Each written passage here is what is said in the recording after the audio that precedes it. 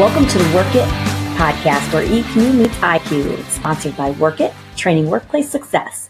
Visit workit.careers for more information on how you can discover and awaken your true career path for personal fulfillment. Welcome, everyone. I'm Lori, your host, and today we have a special guest, Tyler Smith from Southington High School in Connecticut, and he's got a fantastic story of his journey to his career path.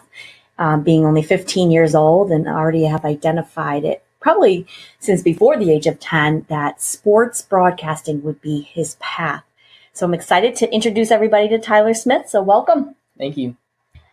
So I understand here that you are on the high school baseball team. Yes, I am on the freshman Southington High School. So you made the cut. Yep. And how long have you been playing baseball? Since age of 4, 5. Wow. So, any particular position that you? I mostly play first base, or I'll pitch here and there, but mostly first base. Okay. Well, you were one of my original students back in 2015, and in 2015 you were around 11 years old, and most parents can agree that a lot of 11-year-olds don't really know where they're going.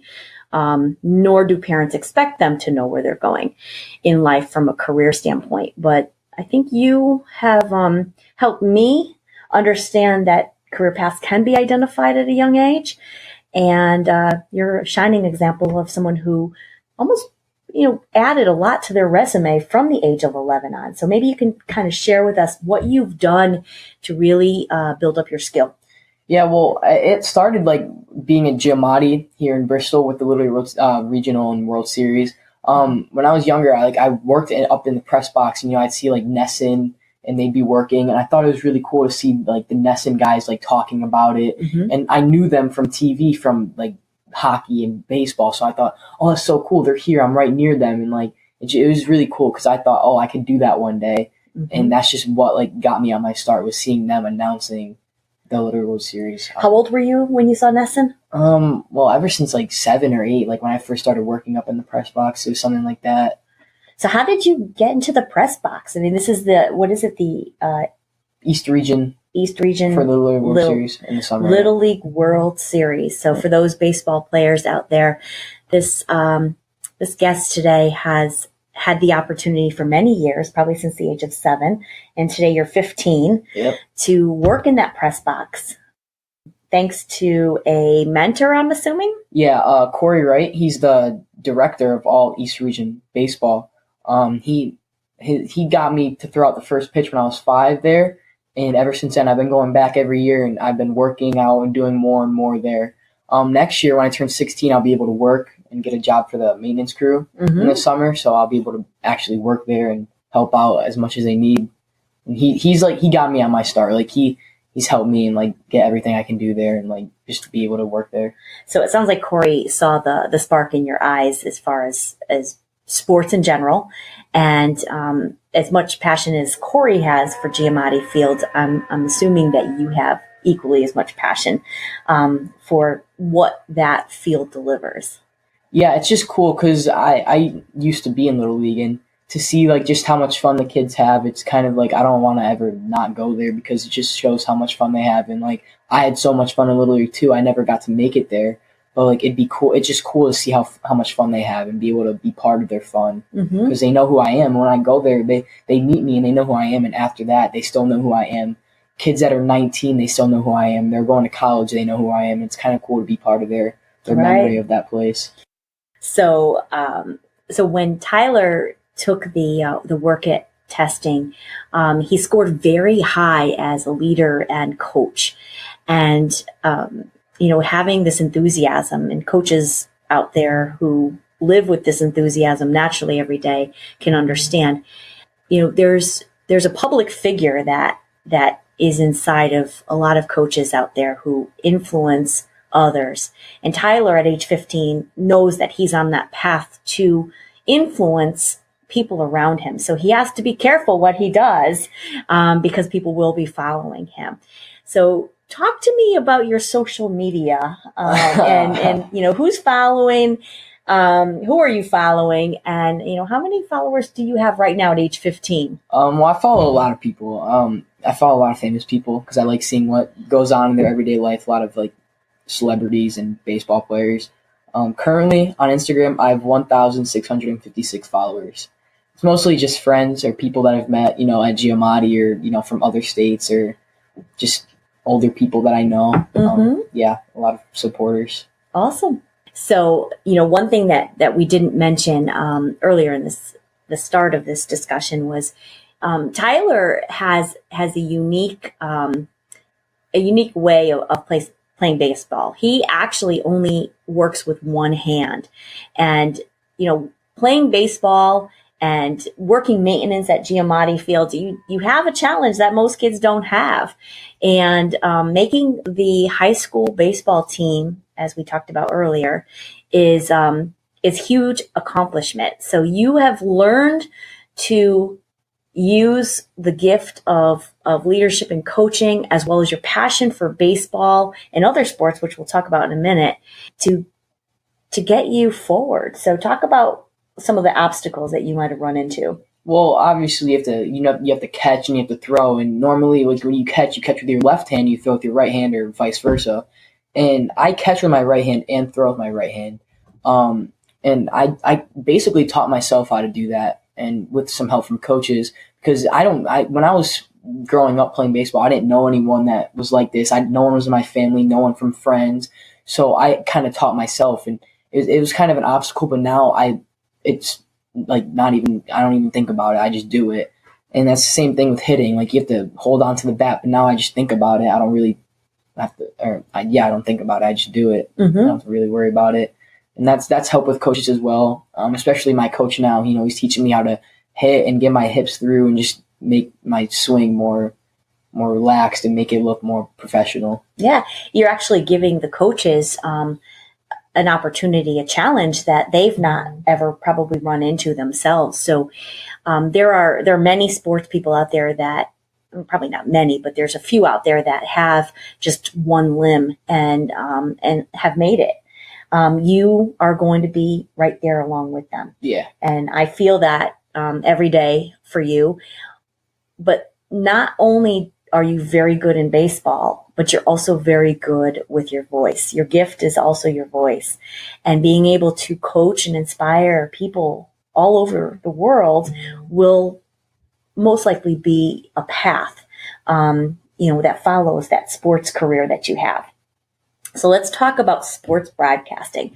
What part of sports broadcasting do you admire the most? Well, I like being there in the big, high, tense moments. Like if you're in a World Series game or a championship game and it's down to the wire, and basketball, if there's like 3 seconds left and they hit a buzzer beater, like I want to be the one to be there and talking about it, and the one getting out of his seat and screaming about it, and just knowing that I was there for the moment that crazy shot happened or that crazy moment happened. That's always been that one thing that I've always wanted to be there for. So, we're talking heavily on baseball, but what sports do you follow on a weekly basis? Pretty much all of them. Like I wake up, I'll watch SportsCenter. I have ESPN notifications on my phone. Whenever something happens, like basketball, college basketball especially. I love watching college basketball. It's just so fun because they're not getting paid, so they're just doing it for the love of the game, and the games are always interesting and close. So basketball is definitely one of the ones that I also fall into line with, and football too, hockey. Like I can enjoy any sport; doesn't really matter. Mm-hmm.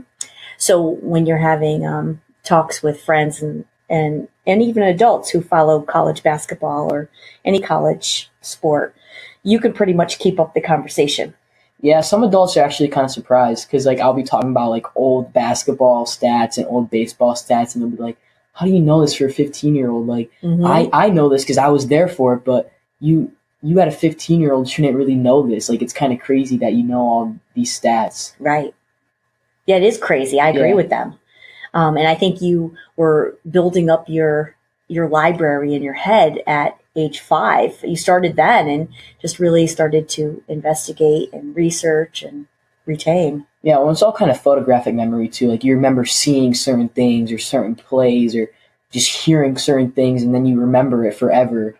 or like weird facts about it, you always remember that, and then you can remember the main fact about them, and it just carries on. So do you also store the backstories on these players? Sometimes it depends on what kind of player. Like if they're really famous, I know exactly what happened with them. Some of them not really, but I know like where people have come from, what schools they went to, something like that. Like NBA players, I know what college they went to, stuff like that. Awesome. Well, you certainly have a lot of confidence in your speech. At age 15, just being my guest on this podcast is experience for you. And let's talk about your resume. So here you are at 15 years old. You've just entered high school. You're a freshman in high school, Southington High in Connecticut. And you are someone that is building your reputation and making sure that you surround yourself with good people. And you're also inspiring people that may be going on a bad path because you are naturally a coach. Let's talk about what you've done since the last time I saw you, which was age 11 and work at class, and what you've done to build your resume. Well, I've definitely tried to like get out there and like do things with people and like kind of just do like get out with friends and like get your names out there and do things. And I've also tried to like work with community, and like we've been talking about like working in with animals and like going to an animal hospital or going somewhere where I could help dogs. And like we've always talked about that, things that when we get the time we could always go out and help animals and get them, pet them or be there for them, because they always need that one person. And I mean, if I get time, I'll just try to do things that help with the community and stuff like that. Yeah, so you're naturally a volunteer. Yeah. So you talk about animals, and then you also talk about people. So you actually have a admiration for both. Yeah. And that's, the EQ and IQ we talk about in this podcast is how, some people are stronger on the IQ, and then some people are stronger on the EQ, and then some people are balanced. Well, I have news for everybody. Tyler is quite balanced. And there's not too many students out there that have control of both the EQ and the IQ without, letting the ego flare. So Tyler is very well balanced. He catches himself before his ego gets too big. But there's one area where his ego is very big, and that is in public speaking. So if he has a great idea and somebody's not allowing him to have the stage, he's probably going to wiggle in his seat a little bit because he's got this great idea that he wants to share with everybody. Is that true? Yeah, I do that with friends too. Like they'll be arguing about something and I just have to get in. I have to put my 2 cents in and say, oh, well, that's actually true, and point someone in the wrong direction because I just have to do it. Yeah. I just feel like you have to be able to do it. Yeah. So, you have such a love for the, speaking, the stage. And your stage is definitely going to be surrounded around sports. Baseball has been kind of your go-to, though, since the age of 5-7 years old. But it's not that you dislike any other sport. It's just that baseball seems to be the strongest. I've grown the biggest bond with baseball. But any other sport, like I can watch any other sport on the daily. And like just knowing about the sport is interesting to me. But baseball is definitely the main connect for me. I've been connected to it forever. I just don't think that any other sport can come ahead of baseball. And that's different for other people. I know they think basketball is better, but that's just their opinion. My opinion's baseball. So do you have any favorite teams that you actually want to put out there? Well, the Red Sox. Red Sox are your team. Yeah.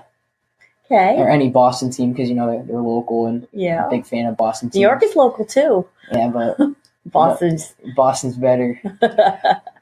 So any players that you really admire? Mookie Betts. Okay. For the Red Sox. It's pretty interesting. He's young and he's smart and he can play baseball as well. So okay.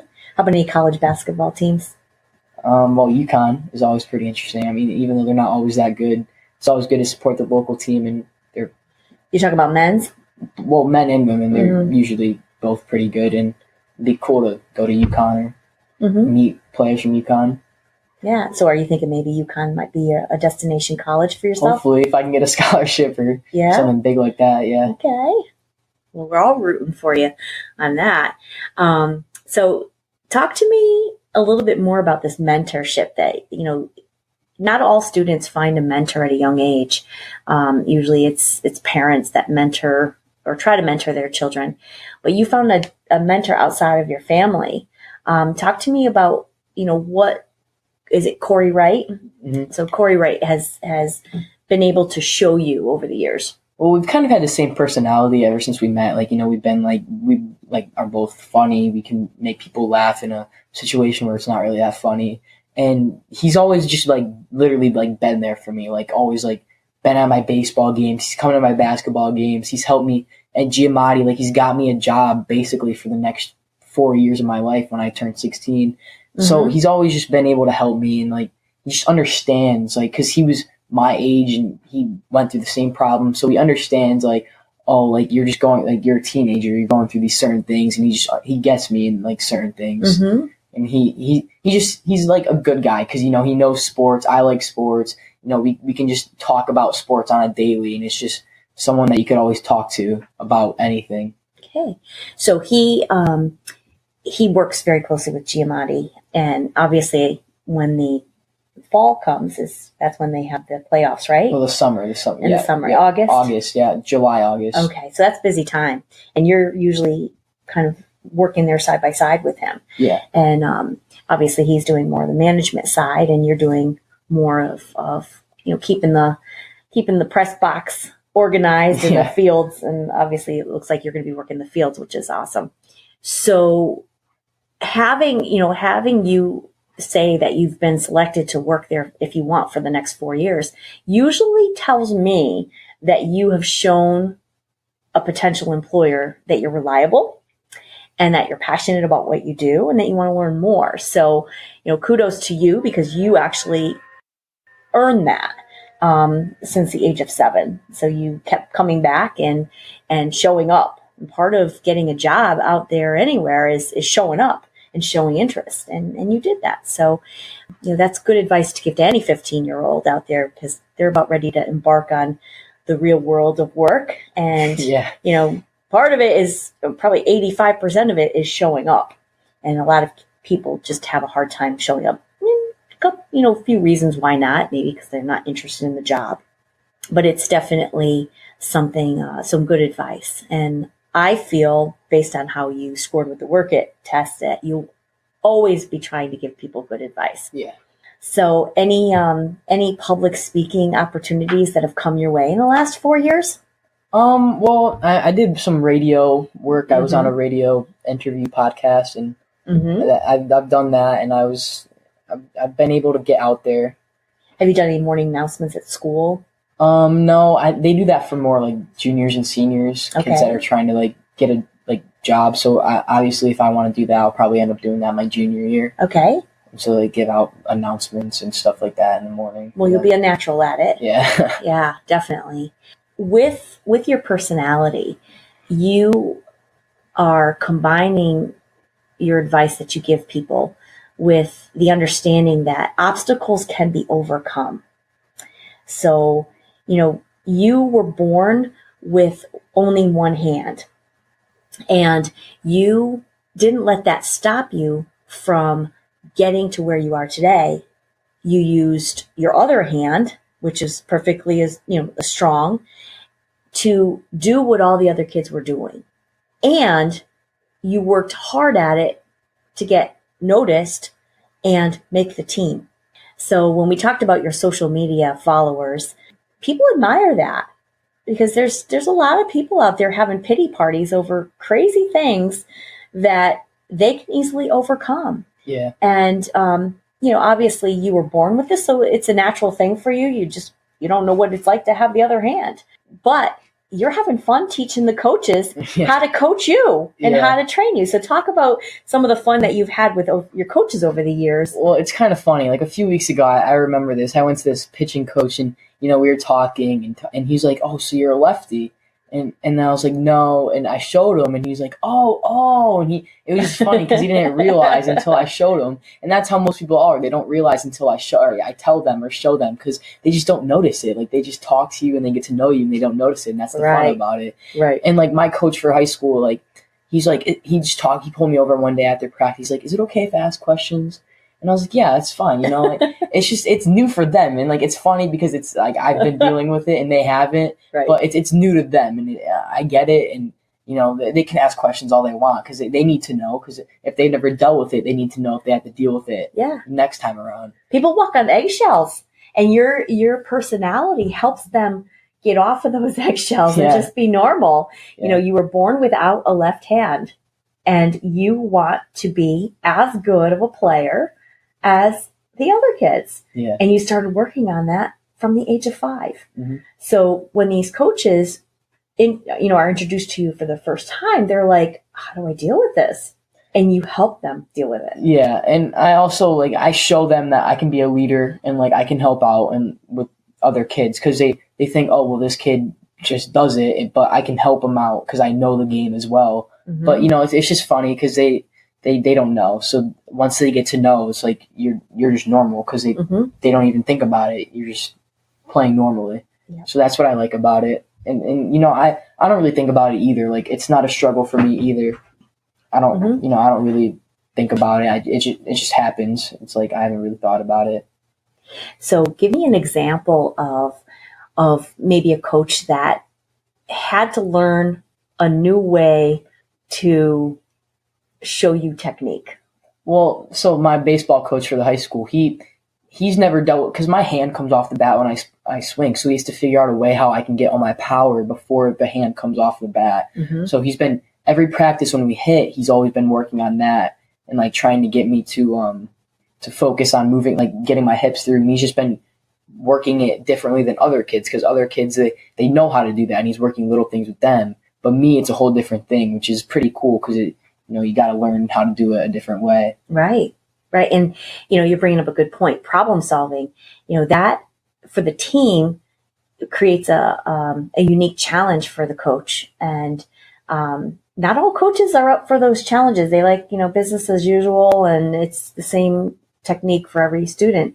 But you're bringing coaches to a whole new level, being on the team, which is great. And some coaches are more open to it than others. And, do you find yourself where you've been benched because coaches are not comfortable with your skill? I don't think so. I've never had that happen to me because they've learned that I actually can, for my ability, I actually am pretty good. Mm-hmm. I don't play as much now in high school because we have a lot more first basemen. So, you got to even out the playing time as much as you can. And I understand that. I'm not going to be mad for getting benched because I know it's going to be fair but not equal. So I have to deal with that. And that's not a problem because at least I'm here. There's kids that aren't even on the team, the kids who may not make the team next year in varsity. So, yeah, at least I'm on the team this year. And so I'm kind of proud of that in general. Awesome. Well, we're certainly proud of you. I know that, based on how you, went through the Work It program, I'm confident to say that you are a natural born leader. Public figure for you in your future is a natural for you, and you're going to keep building up those followers because everybody in Southington, Connecticut probably already knows you, but the rest of the world needs to get to understand how you made it to where you are. And every year it's going to be that much further, but you're going to have a lot of people really trying to follow you and follow your lead. So at 15 years old, I give motherly advice to you. Just make sure you're leading them in a good direction because everyone is going to want to follow your type of personality, which is very understanding of people who have high EQs and high IQs. You can relate to all types of personalities, which is a beautiful thing. You don't have a lot of enemies. And kudos to the mentor, Corey Wright, who continues to inspire you in the baseball scene. And ESPN, everyone at ESPN, listen up because Tyler is definitely someone that is going to be an employee there someday and adding to your already wonderful network. Thank you. Any advice that you would give to 11 to 15-year-olds? Because you've been with this program for 4 years and you've started to build that resume, and obviously you've gotten parental support through all of this. Any advice to young kids and parents out there?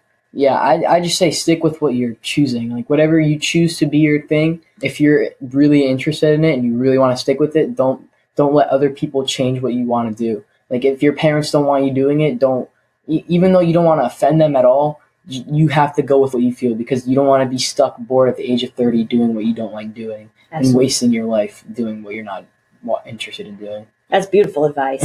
That's beautiful. There's a lot of 30-year-olds out there doing gaining education on things that they don't really have a passion for. Yep. So I'm glad you identified it at a young age, and helping to spread the word of sports passion as well as career passion, because you definitely get it. So, anything else you want to add? Well, if you're into sports, like into baseball, I would say become an umpire, especially because you always get on the umpires, and if you want to be a leader, I recommend being an umpire, because it helps you understand the game and understand why umpires make calls, and you understand like being a leader, what being a leader really is, because you're leading the whole entire game. So it helps you to be an umpire, because you understand that you're important to the whole entire thing. So if you want to be understood or be a leader, umpiring is really the number one thing to do, because then you can be a leader in the game. Did you add that to your resume? Are you certified? Yeah. You are? Mm-hmm. Okay. Yeah.